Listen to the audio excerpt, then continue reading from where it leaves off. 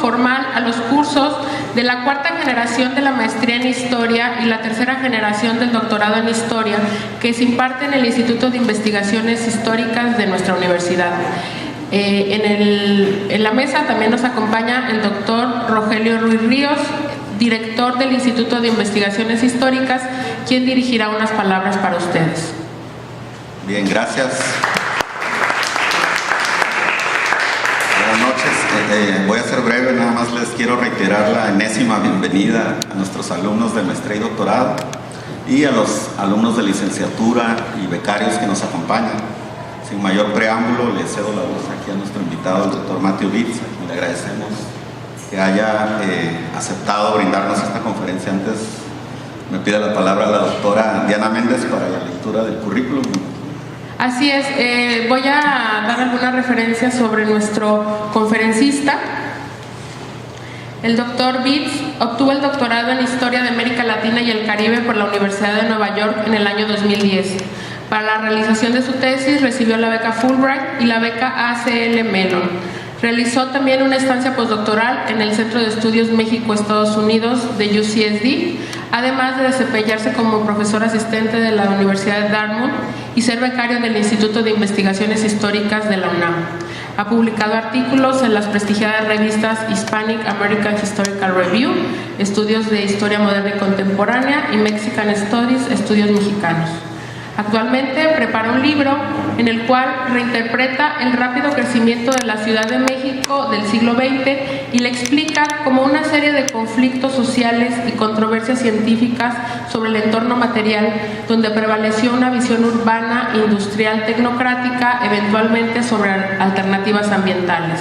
El libro conjuga historia social y política con herramientas teóricas y conceptuales de la ecología política urbana, para entender cómo diversos pueblos han experimentado los procesos de urbanización y cómo el poder urbano ha sido impugnado mediante cambios ambientales. Ahora sí, cedemos la palabra al doctor Bitts. Muchas gracias. Muchas gracias.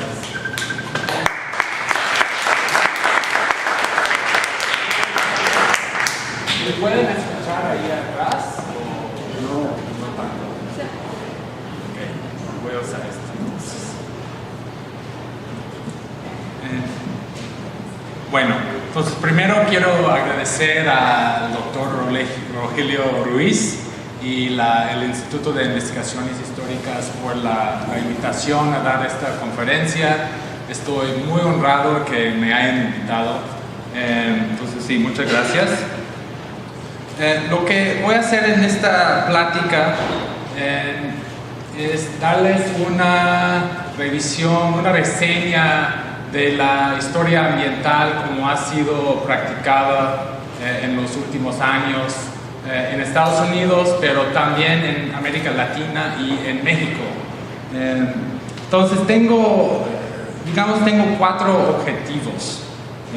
Primero, quiero darles una definición de la historia ambiental y explicar sus orígenes en Estados Unidos, también en América Latina. Quiero señalar los temas de estudio y lo que yo percibo, cuáles son sus aseveraciones y aportaciones principales. La región en la que me enfoco en el primer apartado es Estados Unidos.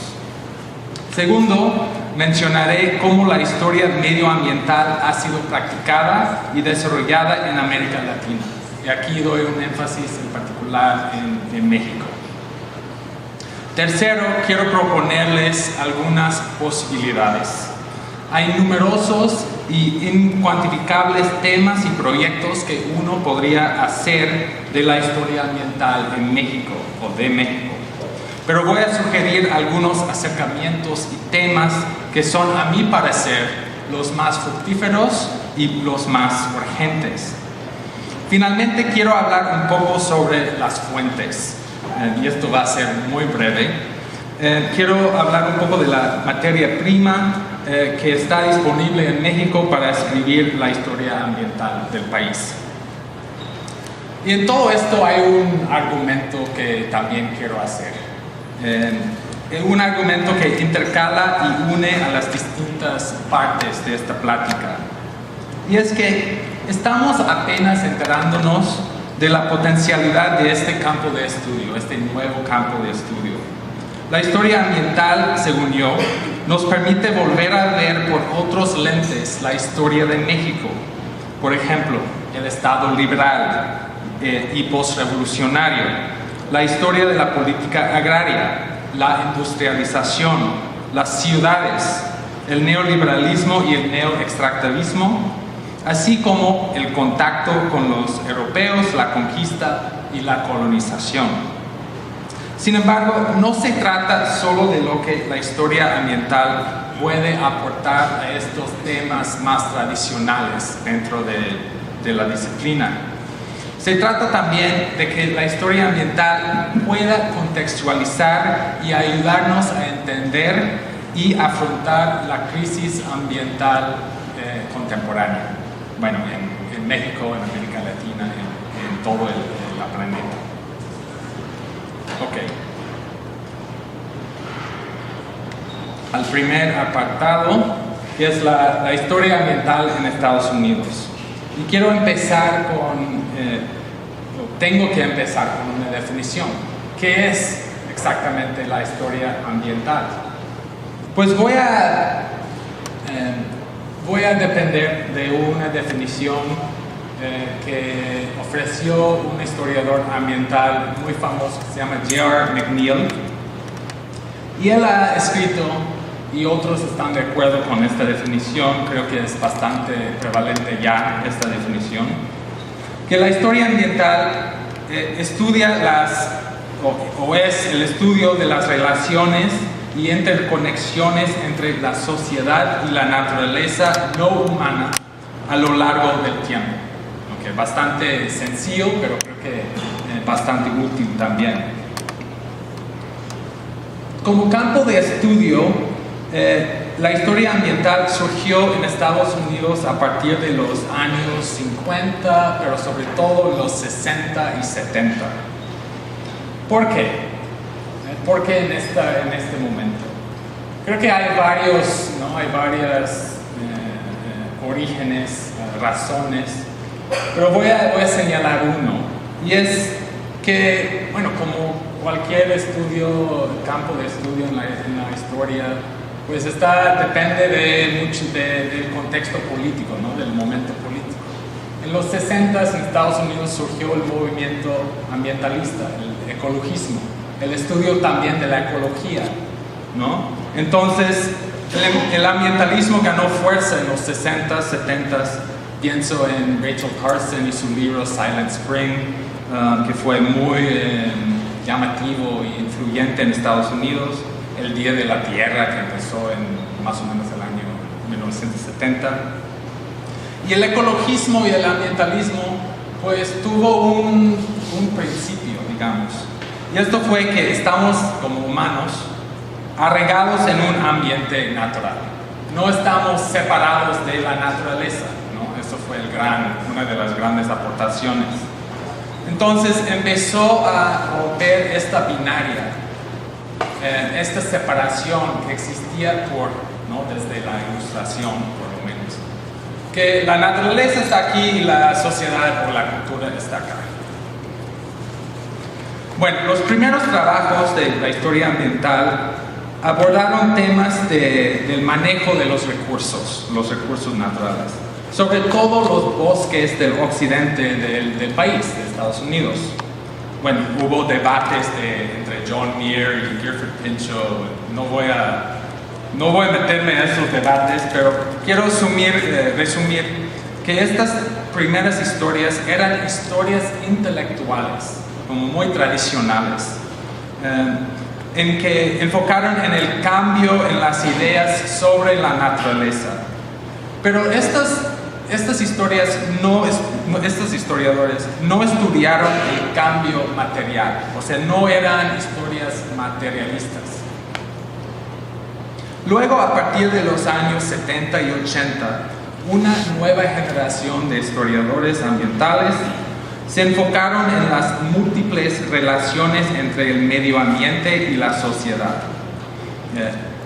Eran historias materiales y culturales.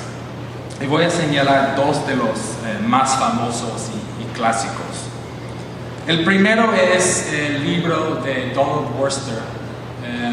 Él escribió la siguiente, por favor. Él escribió un libro que se llama Dust Bowl, The Southern Plains in the 1930s. Este salió en 1979, creo. Y en este libro, Worcester identifica la cultura del capitalismo, un capitalismo agrícola, en el occidente del país, en los estados de Kansas, Missouri, Colorado, Oklahoma, que devastó, digamos, según él, la tierra, ¿no? El capitalismo, la agricultura capitalista devastó la tierra, el suelo. Entonces causó lo que se llama en la historia de Estados Unidos el Dust Bowl, que son estas grandes polvaneras. La siguiente imagen, por favor. Estas grandes polvaneras que pasaron por los llanos del centro del país, hasta se vieron o se sintieron hasta en Washington, D.C., tan grandes. El otro libro es por un historiador que se llama Bill Cronin. Y en su libro Changes in the Land, Cronin estudió el colonialismo en la Nueva Inglaterra, siglo XVII, por ahí, principios del siglo XVIII, en que él identifica una visión de la propiedad privada, del comercio de mercancías que trajeron los colonistas a Nueva Inglaterra, y esta cultura resultó en cambios al paisaje, changes in the land, rejas, agricultura, se sobrecazaron al castor. Por ejemplo, hay un muy buen capítulo sobre el castor, ¿no? Entonces, ¿quién piensa que el castor es importante en la historia? Pues Cronin demuestra que estos cambios al paisaje, la tala de bosques, casi la extinción del castor en esta parte del mundo, resultaron en algunos cambios que al final derrotaron el modo de subsistencia o vivencia de los nativos, de los indígenas. Entonces, lo que hace Cronin es rastreó los cambios del paisaje y centró estos cambios en la explicación del colonialismo. Ok. La mayoría de los historiadores ambientales, de estos principales, que surgieron en el principio, en los 80 sobre todo, se enfocaron en el oeste del país. Se enfocaron en la explotación del agua, la colonización de la tierra, la agricultura, el contacto entre lo nativo y lo angloamericano y la creación de los parques nacionales. En estos trabajos no hubo mucho enfoque sobre lo mexicano, ¿no? el pasado mexicano del occidente del país, lo que para mí vislumbra las pretensiones nacionalistas de esta temprana historiografía. En Estados Unidos, durante los 90s, todos los temas que tocaron estos historiadores recibieron un aumento tremendo. Y se añadieron otros temas más y otros acercamientos de la historia ambiental. Es tan vasto ya la historia ambiental en Estados Unidos que es súper difícil tratar de hacerle justicia con un resumen. Entonces lo que voy a hacer, y quiero seguir con América Latina y México, lo que voy a hacer rápidamente es, en vez de enlistar temas y libros, quisiera señalar 4 aseveraciones o suposiciones que los historiadores ambientales han hecho y que son claves para entender el desarrollo y importancia de este campo de estudio. Primero, la naturaleza no humana tiene acción. Es una fuerza, es decir, es una fuerza en la historia humana. Hay que abrir la historia a otros organismos, a elementos naturales, procesos biofísicos, etc. Esta idea representa un giro tremendo en la historia, ¿no? en la disciplina. ¿No? Estamos cambiando de repente hay elementos de la naturaleza que se vuelven actores, ¿no? Ok. Segundo, los historiadores ambientales cuestionan la distinción entre la cultura y la naturaleza. Plantean y estudian lo que se han llamado paisajes híbridos o, digamos, ambientes híbridos, que son la mezcla o la unión de la naturaleza con la cultura. La naturaleza en esta suposición tiene acción, es una fuerza, pero esa acción es habilitada por la interacción entre fuerzas humanas y no humanas. Ok, entonces, ¿qué quiero decir por eso? Siguiente imagen. Un buen ejemplo de esto se encuentra en el libro de J.R. McNeill, que escribió recientemente, que se llama Mosquito Empire.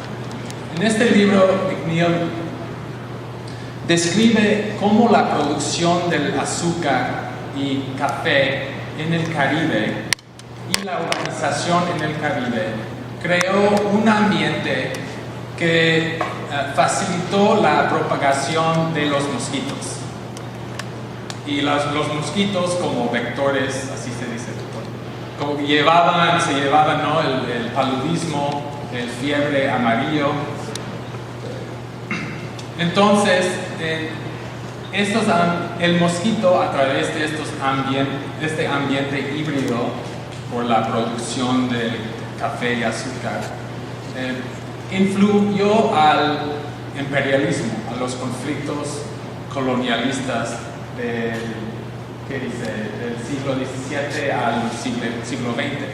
Entonces, su ejemplo más llamativo, según yo, es la revolución haitiana. Los ex-esclavos que hicieron una revolución contra Francia y al final crearon una nación independiente, Haití. McNeill argumenta que el mosquito es clave en entender el éxito de la revolución. ¿Por qué? Porque los ex-esclavos tenían inmunidad, digamos, a estas enfermedades y los soldados que llegaron de Francia no tenían, ¿no? Entonces la revolución fue una victoria en parte, ¿no? por estos mosquitos que, ¿no? hicieron que Toussaint Louverture y otros supieron, ¿no? Sabían lo que estaban haciendo, sabían si mantuvieron a los soldados franceses en los puertos, iban a estar atacados por estos mosquitos. Ok.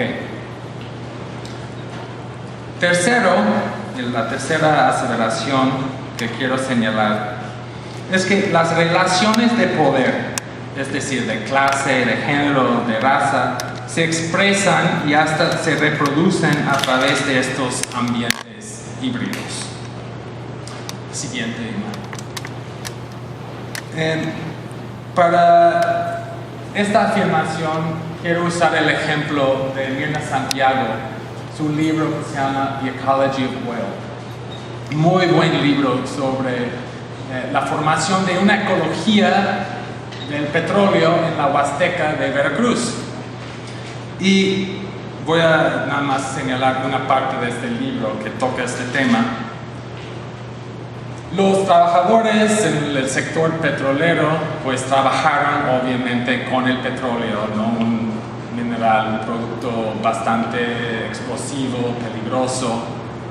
También vivieron en colonias, en partes urbanizadas que estaban como proclives a la inundación, también a las enfermedades, ¿no? Mientras tanto, los europeos y los ingleses y los norteamericanos vinieron y construyeron otro tipo de ambiente. Vivieron en las lomas arriba, donde había aire y viento. Cortaron el pasto para crear un tipo de, California, ¿no? Ahí en la jungla de la Huasteca.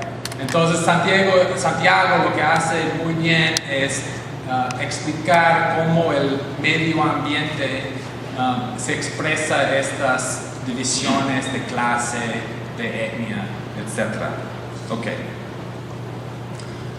La última es que la naturaleza es real, ¿no? La naturaleza es material, pero tiene una historia representacional y cultural. La naturaleza es producida por las ideas, por los discursos, por las narrativas y por los conflictos políticos, ¿no? De la acción política. Siguiente imagen, por favor. Rápido quiero señalar el libro de Nancy Stepan, que se llama Picturing Tropical Nature, que trata el tema de cómo los científicos europeos en el siglo XVIII-XIX crearon la idea del trópico, ¿no? Usando el arte, la ciencia de la salud pública, etcétera, etcétera. Ok, quiero seguir con introducirles a la historia ambiental en América Latina y en México. Y aquí quiero aclarar que la historia ambiental tiene fuertes raíces en los Estados Unidos, pero su aparición en la América Latina no es un asunto de la difusión de centro a periferia, es decir, como de Estados Unidos a otras partes del mundo. En América Latina, la historia ambiental ha tenido su propio origen y trayectoria. Y según yo, este origen no se puede explicar sin hacer referencia a la teoría de la dependencia, que surgió en los años 60, 70 en América Latina, una teoría de relaciones económicas muy fuertes. Todavía creo que tiene bastante peso. Los primeros libros de la historia ambiental en América Latina salieron sobre todo en los 80s. Tocaron temas del imperialismo y neocolonialismo y se enfocaron, como se podría referir a Eduardo Galeano, ¿no? Las venas abiertas de América Latina. Galeano no era historiador ambiental, pero en esta tradición, estos historiadores hablaron del saqueo de los recursos naturales de América Latina, ¿no? La devastación, la degradación ambiental de América Latina. Estos temas del imperialismo y neocolonialismo en la historia ambiental son importantísimos, ¿no? Y casi no han sido, la historia ambiental en Estados Unidos casi no ha tocado cuestiones de imperialismo, que creo que es una falla ahí. Otra tradición que estudió al imperialismo fue de otra perspectiva de estudiar el imperialismo. En el contexto de la guerra en Vietnam, el historiador Alfred Crosby escribió su libro ya famoso que se llama Columbian Exchange. Siguiente imagen. O en español, el intercambio colombino. Crosby argumentó que, la conquista de los españoles a las Américas no fue por razones de superioridad cultural o de tecnología, fue por los microorganismos que llegaron con los españoles y devastaron, la población indígena. Esto ya es un argumento bastante conocido, y según yo viene de este libro, que la conquista fue ayudada por sarampión, la viruela, ¿no? Y pues lo puso en el contexto del intercambio colombino, que no hubo mucho intercambio de organismos entre el viejo mundo y el nuevo mundo. Eleanor Melville escribió, siguiendo este tema que abrió Crosby, escribió su famoso Plaga de Ovejas. Y aquí está ya traducido por el fondo. Otra tradición que en la historia ambiental surgió de la abundante historia agraria, ¿no? O sea, surgió en el contexto de la historia agraria, de la escuela anal, pienso en Braudel, el famoso trabajo de Braudel, y de modas políticas sobre cuestiones de la crisis de los recursos naturales, el agua y los bosques, sobre todo, en el campo y en las ciudades. Y aquí me voy a enfocar en el trabajo que se ha publicado en México. Pienso en trabajo por Martín Sánchez Rodríguez, Luis Aboites, Antonio Escobar, Alejandro Tortolero, Sonia Lipset Rivera y más reciente el trabajo de Christopher Boyer y Emily Wakefield. Siguiente imagen. Esta es la portada del libro de... perdón, ¿hay otra? ¿Sí? Aquí está. De Aboites, el agua de la nación. De las ciudades, pienso en Manuel Perlo Cohen, hay otro de Perlo Cohen, ahí está, gracias. Claudia Augustoni, Rosalba Loreto, Ernesto Córdoba Arechiga, Diana Berrichiga, José Monzón, Ariel Rodríguez Jury y Alan Mosset, entre otros. Ahora, algunos de estos se identifican más que otros con la historia ambiental. Algunos pues hacen más la historia política o económica o tecnológica de un recurso. En algunos de sus trabajos le falta el recurso un contexto ambiental más amplio. Es decir, no hay como mucho de ecosistemas. El recurso se vuelve pasivo, algo que el hombre utiliza, y ahí como acaba la historia. No se trata, por ejemplo, en varios de estos libros o trabajos, no se trata de explicar las dinámicas o efectos de los ambientes híbridos o de la naturaleza como fuerza en sí. Lo que hacen muy bien todos estos trabajos es ver el recurso, los recursos, como una ventana a la construcción del Estado o de la nación. Por ejemplo, el trabajo de Aboites. Y también una ventana a las políticas públicas y al conflicto social. Ha habido otras tendencias de la historia ambiental de México en los últimos 5 a 10 años. Siguen los investigadores explorando cuestiones de la formación del Estado y la nación por el lente del medio ambiente. Pienso en el trabajo de Jorge Cañizares Esquerra en la Universidad de Texas en Austin. También ha habido varios trabajos sobre la historia laboral, pues son los trabajadores que transforman la naturaleza para el capitalismo. Entonces los trabajadores son un tema muy importante, ¿no? La historia laboral puede ser un tema muy importante en la historia ambiental.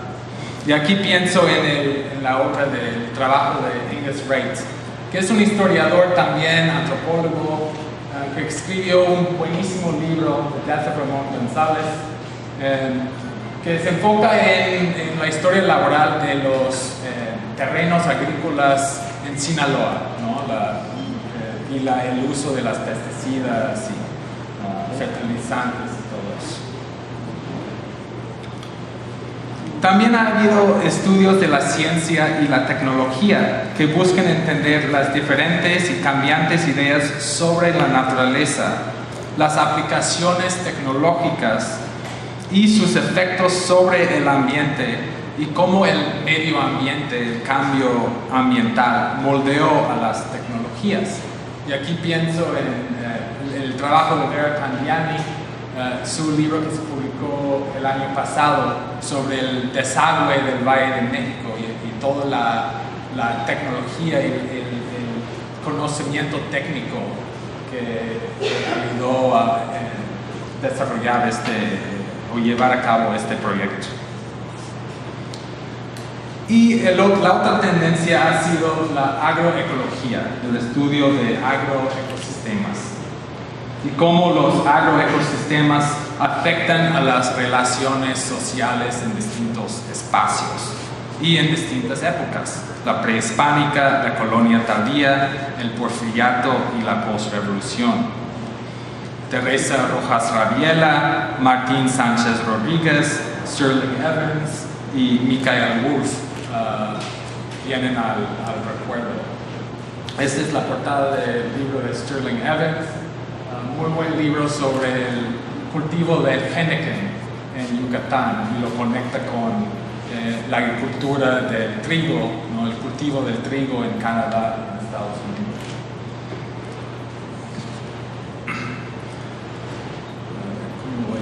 Okay. Ahora quiero indicar algunas nuevas direcciones para la historia ambiental de México. Nuevos temas que es preciso indagar y acercamientos para proseguir. Primero, y esto es en lo que yo me enfoco, es la historia ambiental de la urbanización. Casi no hay en la historiografía mexicana o de México. Desde 1970, México ha sido más urbano que rural. Tenemos que estudiar estos ecosistemas urbanos, la naturaleza urbana. Pero tampoco hay que separar la ciudad de su campo circundante. Se puede hacer historias de la urbanización que se extienden a distintos espacios, ¿no? Alrededor de la ciudad. Pues las ciudades jalan recursos, tratan de controlar territorio en los hinterland, ¿no? En el campo, y sueltan desperdicios. Esto es más obvio tal vez en el DF, ¿no? Pensamos en la megalópolis que se ha vuelto, pero con más y más urbanización creo que es un tema importantísimo para otras ciudades, ¿no? Para otros casos de urbanización. Segundo, creo que es importante estudiar la historia de la energía, el uso de la energía. Esta sería una historia de la industrialización o tal vez del consumo urbano, pero sería desde la perspectiva del cambio de uso de energías y historias de los efectos de una economía petrolera en México. Esto es más y más clave, como vivimos en esta época del antropoceno, ¿no? Del calentamiento global, que creo que estamos sintiendo ahora con estas temperaturas. Y es clave porque pues tenemos que transicionarnos del petróleo, ¿no? A otros sistemas de energía. Entonces el pasado nos puede ofrecer nuevas perspectivas en cómo transicionarnos del petróleo, del carbón.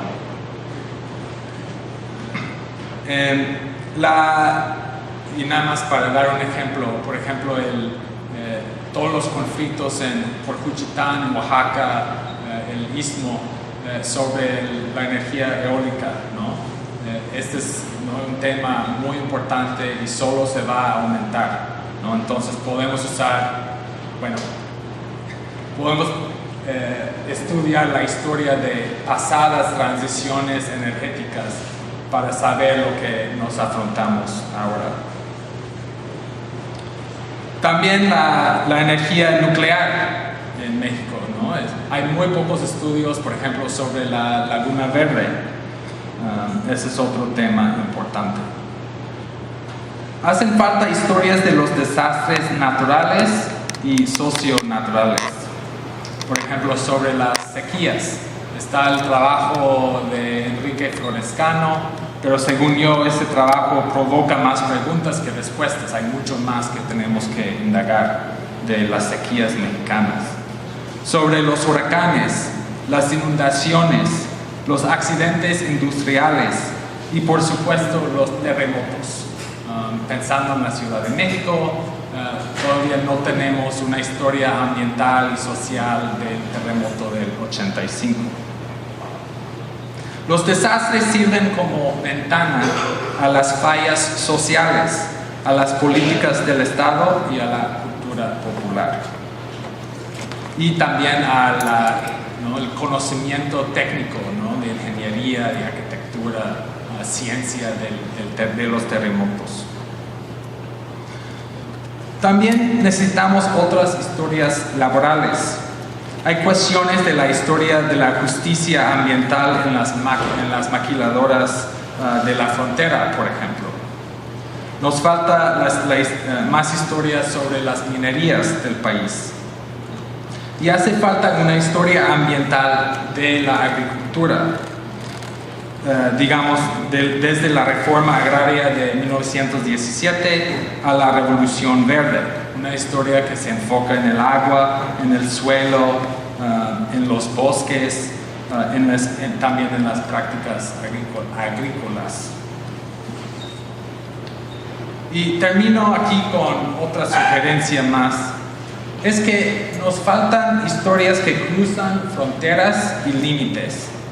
Y esta noción está basada en el hecho de que la naturaleza no obedece las fronteras que ponemos, ¿no? No obedece los límites políticos. Ok. Un ejemplo de este tipo de historia es el reciente libro de Samuel Truett. Siguiente. Este viene primero, perdón. Está el de Samuel Truett, también está el historiador investigador aquí en Históricas de la UABC, Marco Antonio Samaniego, y el libro recién de Samuel Truett sobre fugitive landscapes en la frontera. Siguiendo esta línea, no tenemos historia, o sea, tenemos que salir también de la tierra firme. Se puede hacer historias ambientales de los mares, ¿no? Un país con tanta costa y no tenemos historias ambientales de las costas, por ejemplo, el turismo, o de la pesca, pensando en la crisis de sobrepesca que afrontamos ahora y la contaminación de los mares. Ok, muy bien. Voy a terminar con una descripción rápida de las fuentes que se puede utilizar para hacer la historia ambiental de México. Y yo, bueno, me voy a enfocar en el DF, que tiene sentido, ¿no? Pero también creo que refleja mi chilangocentrismo y por eso, perdón. Obviamente también hay muchos archivos y bibliotecas municipales y estatales que pueden servir dependiendo del caso de estudio o la región de estudio. En el Archivo General de la Nación está el fondo de la Secretaría de Agricultura y Recursos Hidráulicos, los fondos presidenciales que si buscas por término ahí en el centro de referencias de la AGN pueden surgir muchísima documentación sobre la historia ambiental. Los fondos de la Secretaría de Comunicación y Obras Públicas, también muy importante. Está ahí los documentos del Departamento de Petróleo. Algunos no están clasificados, pero están muchos documentos de la Comisión Nacional de Agua. y la Comisión Nacional de Energía Nuclear. Seguro hay mucho más que estoy omitiendo. En el Archivo General Agrario, pues es un archivo, creo que todavía no está siendo usado como debería estar usado, como lo deberíamos usar, pero está lleno de documentación sobre el suelo, sobre la tierra, ¿no? El suelo, los bosques, el agua, conflictos por los recursos naturales, cambio ambiental, ¿no? Te da una idea del cambio ambiental en distintas zonas, ¿no? En distintos pueblos. El Archivo Histórico del Agua, ¿no? Creo que México es el único país en América Latina que tiene un archivo así del agua. Es increíble para indagar conflictos por el agua. Tiene mucha material técnica que al principio, cuando empecé a estudiar la historia ambiental, me aburrió muchísimo estudiar estas técnicas, pero más y más estoy agarrando la onda y está súper útil para pensar en cómo los ingenieros piensan en transformar la naturaleza y controlarlo. Están ahí los fondos de las comisiones de cuencas de los 50s y 60s. Por ejemplo, la comisión de Papaloapa y Grijalva. En el archivo histórico de la Secretaría de Salud se encuentra mucha información sobre las enfermedades, la ciencia de la salud pública y las políticas de la salud pública. En el Palacio de Minería y en el Centro Histórico de la Ciudad de México hay muchísima documentación sobre los ingenieros de todo tipo y de minería, obviamente. La Mapoteca Orozco y Vera es un deleite para el cartófilo. Y la Biblioteca Lerdo de Tejada, sus archivos económicos son buenísimos para estudiar la historia ambiental. Tienen artículos de periódicos que ya son organizados por tema. Entonces hay temas de los bosques, muchísimo del agua, muchísimo de las obras públicas. Los archivos económicos tienen miles de temas que puedes fácilmente investigar. Ok. Voy a concluir que la historia ambiental es un campo de estudio abierto y lleno de posibilidades y terrenos inexplorados. Está creciendo rápidamente en América Latina. Hay más y más investigadores, alumnos de doctorado que están haciendo historia ambiental. De hecho, quiero hacer un anuncio que el siguiente congreso de la Sociedad Latinoamericana y Caribeña de la Historia Ambiental, ya hay una sociedad dedicada a la historia ambiental, SOLCHA. Este congreso tendrá lugar en Puebla, en la ciudad de Puebla, en agosto de este año. Es cierto que no toda la historia requiere una óptica ambiental, pero como decía una historiadora ambiental de Estados Unidos, Ellen Stroud, escribió esto hace una década y estoy parafraseando: al rastrear los caminos de la tierra, el agua, la energía, los animales y otros elementos naturales de un lugar a otro, enriquecemos nuestro conocimiento de la condición humana y de nuestra existencia en este planeta. Bueno, muchas gracias.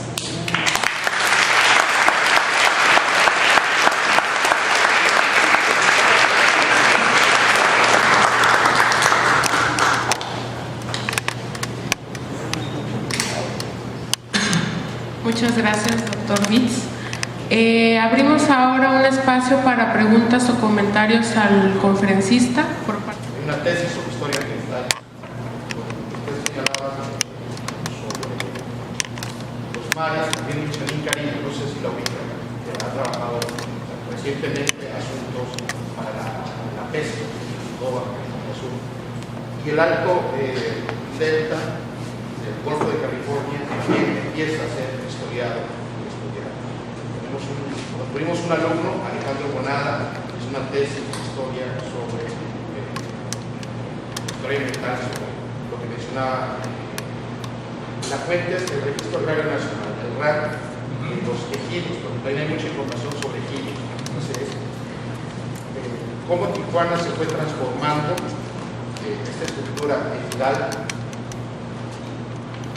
y vendiendo la tierra para que se pudieran montar miradores. Entonces, es un poco lo que se anda. Mi pregunta es, en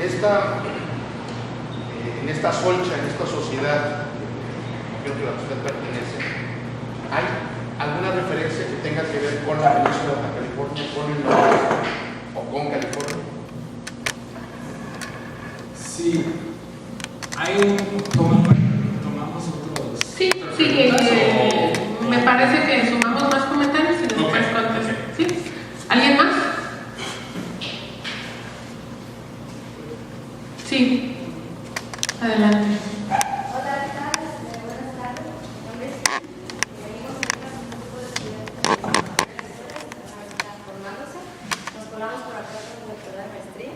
Pero bueno, la intención es estudiar el trabajo. Hablabas acerca de lo que es el proceso histórico, pero ya hablaste de descolonización, del imperialismo, por ejemplo, que lo tocabas en cuanto a México, ¿no? Nuestra historia del despojo, pero también una historia moderna del extractivismo, por ejemplo, la minería y algunas otras, pero por ahí no me tocó escucharte hablar acerca de las resistencias o, por ejemplo, de la causa social, ¿no?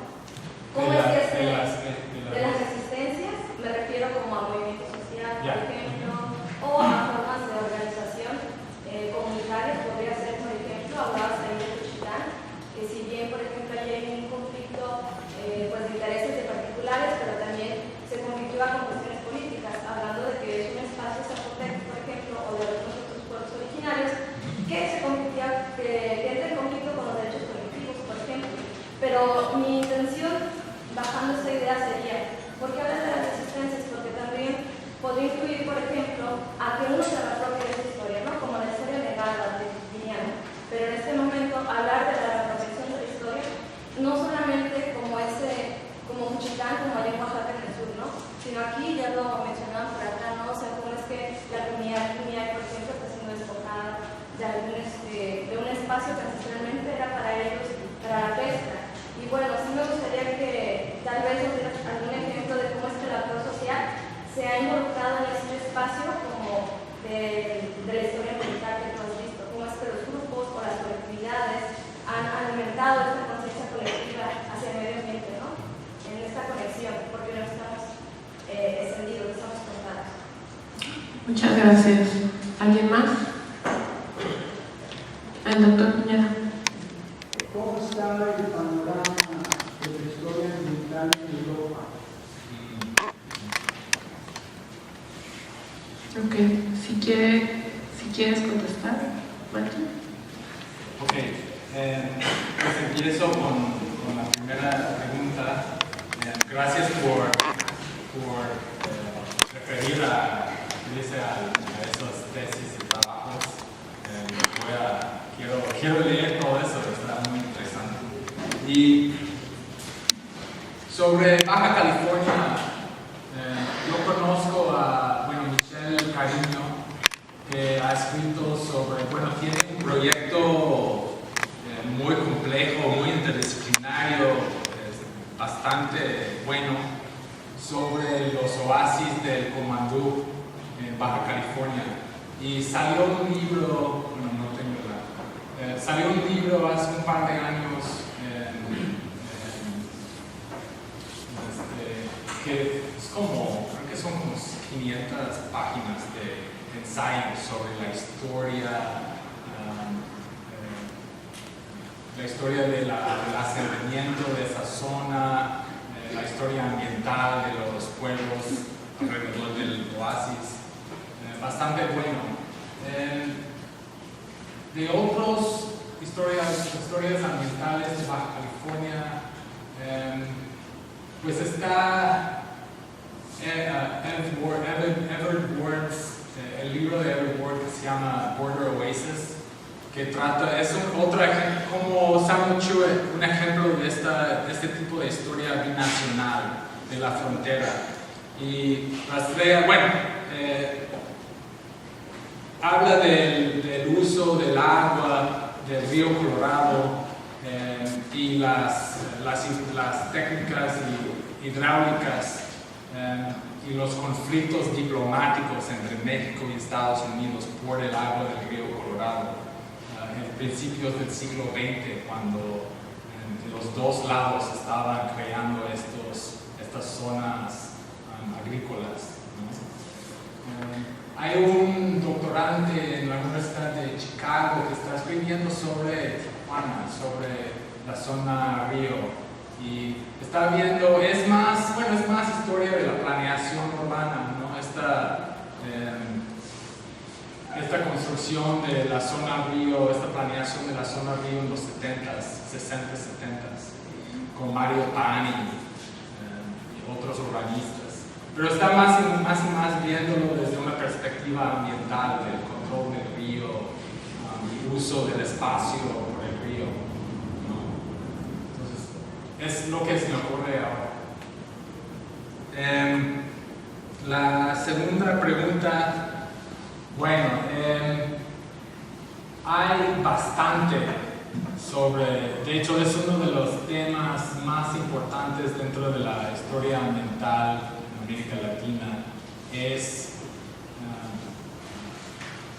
ver los movimientos sociales, los conflictos sociales desde una perspectiva de la apropiación del territorio, de expropiación de tierra. Yo siempre he pensado que se puede entender la historia ambiental de México a través de como decía Marx, la acumulación primitiva, ¿no? Como estos ciclos de expropiación de recursos, pero también ciclos de cuando los pueblos tratan de volver a tomar, ¿no? Sus recursos, sus tierras. No estoy pensando en, por ejemplo, la época del porfiriato, luego la revolución y las reformas postrevolucionarias. Pienso en el libro de Christopher Boyer que se llama Political Landscapes, que es una historia muy interesante sobre los bosques. Entonces habla mucho de Miguel Ángel Guerrero y la conservación forestal en México, y cómo en la revolución, y yo también hablo de esto en mi proyecto, cómo después en el porfiriato empezó, los conservacionistas empezaron a ver los bosques como algo esencial al progreso del país. Y ellos vieron o pintaron los pueblos, sobre todo indígenas, como la gran amenaza a los bosques, porque no eran primitivos, ¿no? Como no sabían usar racionalmente los bosques. Luego llegó la revolución y tuvieron que cambiar un poco su perspectiva. Entonces tuvieron que negociar con, por ejemplo, la reforma, la Comisión Nacional Agraria, luego el Departamento Agrario, y trataron de formar un sistema de cooperativas forestales. Era todavía, conservaba su ideología paternalista y exclusiva de los pueblos, de los campesinos, pero también empezaron a incluir una visión más inclusiva, ¿no? Donde los pueblos también tenían derecho a usar el bosque, ¿no? Como un derecho de la revolución. Entonces, pues así, no sé si exactamente contesté tu pregunta. Sí, era como eso, ¿no? O sea, ¿cuáles son los procesos históricos o los sociales que han pasado, que nos han afectado como a nivel colectivo como mexicanos, pero también visibilizar nuevos movimientos que han impactado para que ciertas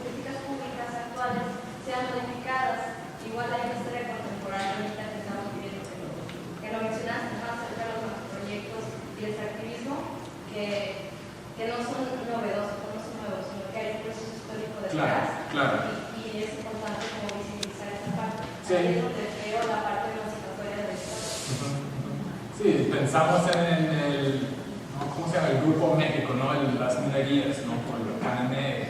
Esto ya pasó, ¿no? Esto ya pasó. Entonces hay una historia de la minería que nos puede ayudar a entender estos presentes, ¿no? Creo que eso es muy importante. Claro. La historia ambiental en Europa. No conozco muy bien las tendencias de la historia ambiental en Europa. Creo que conozco más lo que están estudiando los historiadores ambientales en Estados Unidos sobre Europa, más que lo que está pasando en Europa. Entonces lo veo como muy parecido a la tradición de Estados Unidos, pero no le podría dar un resumen de cómo los europeos están haciendo su propia historia ambiental. Aunque sé que existen muchos congresos, muchas sociedades y hacen sus congresos cada año. Creo que hay un poco más enfoque, si podría decir una cosa, sería que creo que hay más enfoque sobre en los estudios de la ciencia y la tecnología, que hay más énfasis en las obras públicas, en la hidráulica, y tal vez también se enfocan en la historia cultural, ¿no? Como de la naturaleza. Hay un muy buen libro de Simon Schama, que es un historiador famoso de Francia, que escribe un libro que se llama Landscape and Memory. Magnífico libro de cómo las naciones europeas, como los élites de estas naciones, usaron los bosques, sus paisajes como representación de las naciones, ¿no? Y cómo se formó el discurso y cómo ayudó a crear identidades nacionales. Bueno, sí, doctor Rogelio. Claro, sí, la segunda. ¿Me puedes ampliar un poco sobre algún vínculo que pueda existir, que seguramente lo hay, entre la interdisciplinaria, entre la historia ambiental y la geografía cultural, y el uso de conceptos que pueden ser comunes como paisaje, el paisaje cultural y la relación que tiene en términos de memoria y identidad? Y también, aunque no es el propósito de tu charla, ¿qué pasa en Canadá? Ya. David. Doctor, quisiera preguntarle, pues observando la historia de América Latina, descubrimos que el fenómeno del mosquito no es nada nuevo en el continente o en el mundo. No sé cómo lo representaron los norteamericanos sobre la batalla que tuvieron contra el mosquito en Panamá, cuando estaban en la construcción de esa obra tan gigantesca. Y la otra pregunta era, si me lo permite, es saber si aparte de los estudios ambientalistas que parecen ser estudios críticos o de izquierdas, o críticos al capital, por decir algo, si hay estudios ambientales desde los intereses del capital o de la política imperialista, qué sé yo, colonialista. Gracias. ¿Alguien más? Alberto. Buenas tardes, doctor. Quisiera hacer una pregunta. ¿Cuál sería la perspectiva de la historia ambiental relacionada con California y vio la entrega de agua que llega al Río Colorado? Y se está hablando de una cuenca cerrada, que si bien es cierto, con la empresa Hoover que se entrega agua y se hace el canal sudamericano, las entregas de agua cada vez están siendo más reducidas bajo este discurso de buscar que sea una zona metropolitana y más urbana. ¿Cuál sería la visión que tiene la historia ambiental en Estados Unidos debido a los efectos que pueden provocar que la restricción de agua cada vez sea menor, los efectos que puede tener esta cuenca cerrada que se está hablando aquí en California? Adelante. Una más. ¿Una más? Ok. Sí.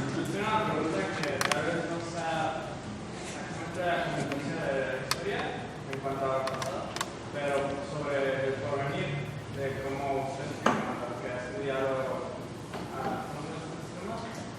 cómo ve los tiempos y los tiempos que vienen en cuanto a la crisis que usted mencionó, que es la crisis principal como la crisis de que a mitad de siglo, por ejemplo, las siglos de defensa que se ven agotadas en la mayoría de los océanos, o la pérdida de biodiversidad general y los ecosistemas, y pues no sé, el desarrollo de la especie humana en cuanto a estos programas. Gracias. Adelante. Ok. Lazos con la geografía, pero más la geografía cultural, decía, ¿no? Pues yo creo que lo que primero diría que hay pocos lazos entre la historia ambiental y la geografía en general. Creo que se están vinculando más y más. Que los historiadores ambientales antes por alguna razón no hacían mucho trabajo interdisciplinario, pero lo veo cambiando. Están leyendo más antropología, están leyendo más geografía, están leyendo más estudios de la ciencia, ¿no? De la tecnología. En Estados Unidos se llama Science and Technology Studies. Siempre le digo STS, pero en español nunca sé cómo decirle. Entonces creo que se está madurando la relación y mejorando la relación. La geografía cultural, pues hay un geógrafo que no sé, creo que está en Estados Unidos, no estoy seguro. Se llama Carl Offen, O-F-F-E-N.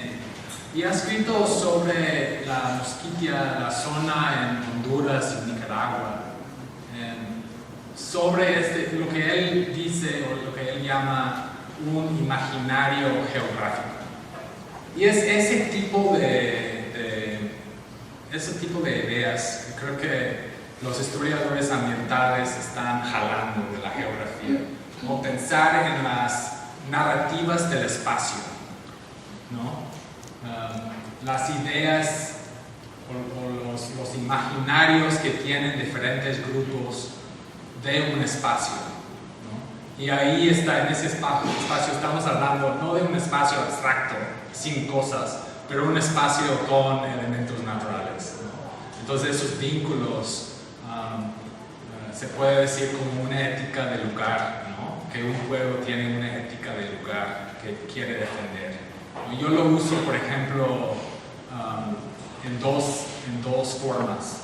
Hablo de un imaginario ambiental que la élite porfiriana elaboró en el Valle de México, que era un espacio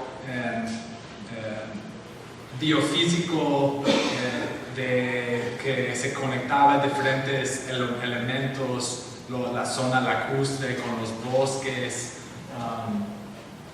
y era una amenaza a la prosperidad de la Ciudad de México. Y están pensando, obviamente, en una amenaza al desarrollo del capitalismo, ¿no? en México. Entonces, ese imaginario ambiental me ayuda a poner en un marco espacial mi proyecto de libro. Y la otra forma es pensar sobre todo cuando hablo del Xochimilco, la zona chinampera de Xochimilco, un tipo de ética de tierra, ¿no? Algo que se tiene que defender, ¿no? Y lo vimos, por ejemplo, en los 90s cuando trataron de expropiar los ejidos de Xochimilco, y hubo campesinos, chinamperos, académicos, gente de la sociedad civil que se unieron en protesta y pues crearon este discurso de como que demuestra su ética de lugar. Hay que defender Xochimilco por lo que representa, ¿no? Representa la nación mexicana, ¿no? Representa nuestro pasado, representa nuestro modo de vivir, ¿no? Entonces, esa es una larga respuesta. Hay otras áreas de la geografía que también los historiadores ambientales están usando. Y pienso, igual lo podría conectar a la otra pregunta, una geografía crítica marxista. Estoy pensando en el trabajo de David Harvey, por ejemplo, que sería el más famoso de estos, que es un geógrafo que también ve, ¿no?, los cambios ambientales, pero hace teoría, o sea, se convierte en Marx en geografía, ¿no? Que Marx se dedicó a estudiar el tiempo, pero en realidad el marxismo o el capitalismo más bien no se entiende sin saber cómo el capital mueve en espacios, ¿no?, para ponerle en ejemplo. Creo que los historiadores ambientales están pensando en esos términos, ¿no?, que ver el capitalismo como un proyecto espacial y ambiental, ¿no? Y hay otros, para contestar más la otra pregunta, ha habido varios más que trabajan cuestiones del capital de una perspectiva ecologista, ¿no? Ahorita no estoy recordando todos los nombres. Hay uno reciente que se llama The Web of Life, Ecology, History and Capitalism, que trata de posicionar el capitalismo dentro de la naturaleza, que el capitalismo es un sistema económico que siempre está buscando nuevas naturalezas para explotar, ¿no?, para apropiarse.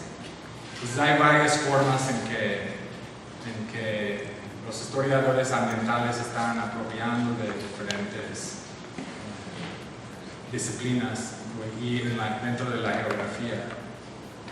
Y los historiadores ambientales, y lo ves sobre todo en la historia laboral, ¿no?, de la historia medioambiental del trabajo, ¿no? Están enfocados en entender cómo los trabajadores transforman la naturaleza y cómo las divisiones de clase se manifiestan en estas relaciones de trabajo y esta relación con la naturaleza. Y la pregunta sobre Panamá. Pues le dirijo a un académico, un investigador que está en Boulder, Colorado, que está haciendo un proyecto de libro justo sobre la historia ambiental del Canal de Panamá, que se enfoca justamente en los científicos que buscaban conquistar la naturaleza, que buscaban conquistar el mosquito, ¿no?, derrotar el paludismo y fiebre amarillo en la zona de Panamá. Entonces estamos esperando ese libro. La última pregunta, pues eso es un tema súper amplio y yo creo que estamos en un momento muy clave políticamente, sobre todo por el calentamiento global, pero estamos con una crisis ambiental ya súper fuerte, ¿no? Y parte de mí quiere decir, tenemos que pensar en una alternativa, ¿no? Una alternativa radical, ¿no? Estoy hablando de mi política, ¿no? Como creo que el capitalismo igual se puede, no soy uno de esos que dice el capitalismo se va a derrocar porque vamos a llegar al punto de que ya no va a haber recursos. Creo que no podemos decir si eso va a pasar, o eventualmente sí, nuestra civilización se va a caer, cuando no tengo idea. pero tengo la noción de que no es en los próximos 20, 30, 40 años, ¿no? Porque pues, el capitalismo tiene esta increíble habilidad de siempre con la tecnología transformar la naturaleza, crear soluciones que crean otros problemas, ¿no? Sociales y ambientales, pero son como soluciones breves, digamos, pero que sí pospone el problema, ¿no? Alarga el problema, pero pospone el problema. No pienso en la revolución verde, que en México fue clave, la revolución verde, ¿no? Igual la biotecnología, ¿no? Nos va a ayudar a poder producir más comida.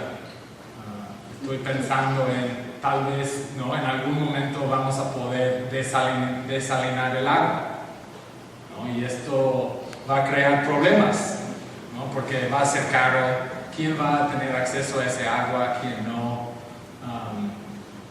¿Cómo se va a distribuir esa agua? Pero está pasando, ya hay plantas, ¿no? Entonces yo creo que ese es el futuro, va a crear muchos problemas, ¿no? Va a posibilitar más desarrollo, más gente en esta parte árida de nuestro continente. Pero bueno, esto es como, no sé qué exactamente decir, pero creo que lo que tenemos que hacer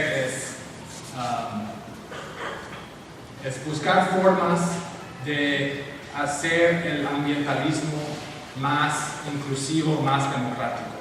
Porque por lo menos en Estados Unidos y creo que en otras partes sigue siendo como cuestión de ecología, pero sin la cuestión social. No tiene que ser la preservación de la naturaleza, dice, ¿no? Pero yo digo, ese no es un ambientalismo factible. Tenemos que pensar en un ambientalismo que toma en cuenta cuestiones de clase, de jerarquía, etcétera, etcétera, para crear un sistema realmente sostenible, ¿no? y democrático. Bueno, muchas gracias, doctor Vitz. Pedimos al doctor Rogelio Ruiz que le entregue la constancia a nuestro conferencista y muchas gracias. Bien, doctor Vitz, muchas gracias.